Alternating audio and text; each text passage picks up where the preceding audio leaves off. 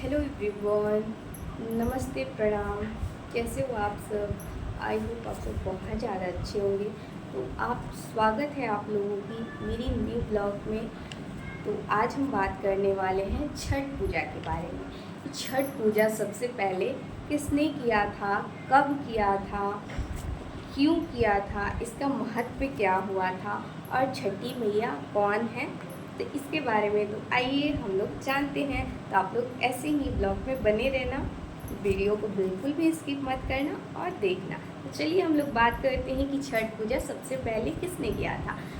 तो छठ पूजा सबसे पहले माता सीता ने की थी। कब की थी? तो जब वो अयोध्या लौट रही थी, श्री राम प्रभु ने रावण का वध करके अयोध्या लौट रहे थे, तब माता सीता और श्री राम प्रभु ने छठ पूजा किया था। और कहाँ किया था ये? तो ये मुंगेर में किया था।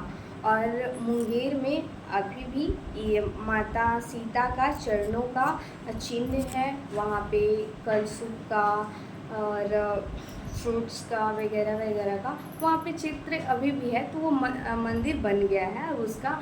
तो वो 6 महीना पानी में रहता है और 6 महीना पानी के बाहर रहता है। तो ये सबसे पहले माता सीता ने किया था और मुंगेर में की थी। अगर किसी को पता नहीं है तो आप लोग मुंगेर जाइएगा तो आप लोग देख सकते हैं। और उसके बाद किसने किया था? तो उसके बाद महाभारत काल में कर्ण जो थे, सूर्यपुत्र और कुंती पुत्र थे।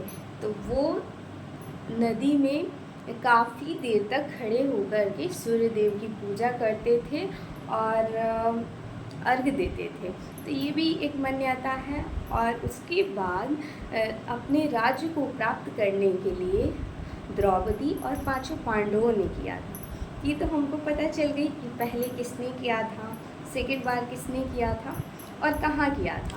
उसके बाद हम बात करेंगे कि छठी मैया कौन है और इनका नाम छठी मैया क्यों पड़ा।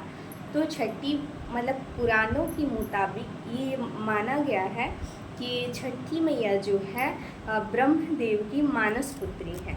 और ये भी माना गया है कि सूर्यदेव की बहन छठी मैया को माना गया है। तो जब ब्रह्मदेव सृष्टि की निर्माण कर रहे थे, उसके बाद उन्होंने अपने आप को 2 भागों में बांटा। पहला तो पुरुष में बांटा और दूसरा बांटा प्राकृतिक।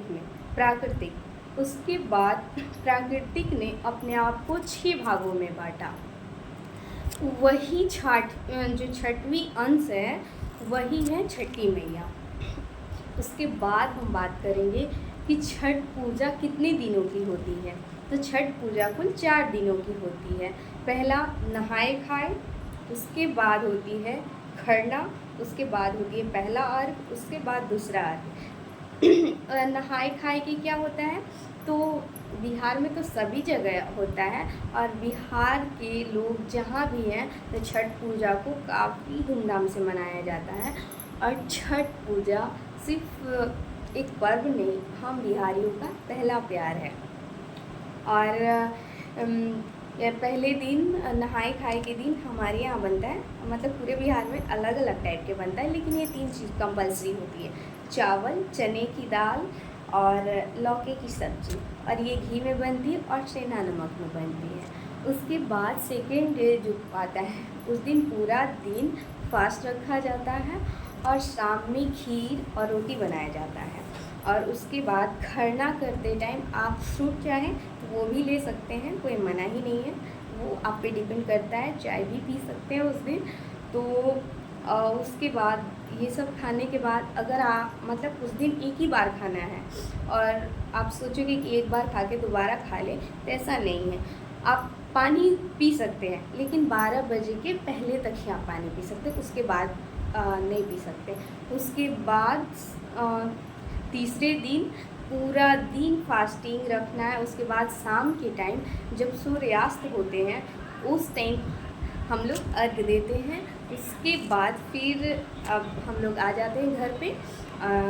उसके चौथे दिन हम लोग क्या करते हैं कि जब सूर्योदय होगा उसके बाद ही अर्घ देते हैं। तो कुछ लोग ये करते हैं कि अभी मतलब सुबह तो हो गया, लेकिन अभी सूर्यदेव उदित भी नहीं हुए, वैसे ही अर्घ देने लगती, तो ये गलत है।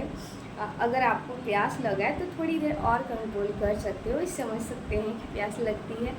और तो जब तक सूर्यदेव आपको दिखे नहीं तब तक आप अर्घ मत दीजिए, आपको सूर्यदेव दिखे तभी अर्घ दीजिए।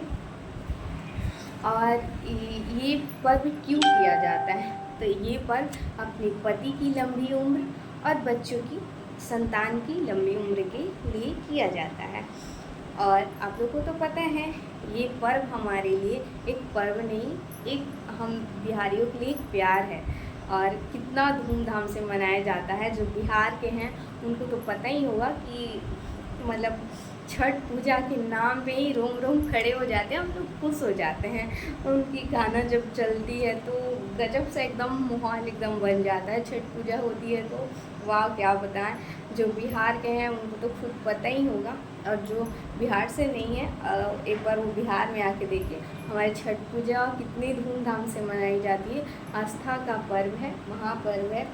और इसी के साथ मैं अपनी ब्लॉग को एंड कर रही हूँ। तो मेरी ब्लॉग कैसी लगी ये कमेंट में बताना, और लाइक कमेंट और शेयर और सब्सक्राइब कर देना। और अगर कोई भी ब्लॉग आपको चाहिए जिस टाइप का, तो आप लोग नीचे कमेंट बॉक्स में लिख सकते हो, हम उस टाइप का ब्लॉग बनाने की पूरी कोशिश करेंगे। धन्यवाद, बाय।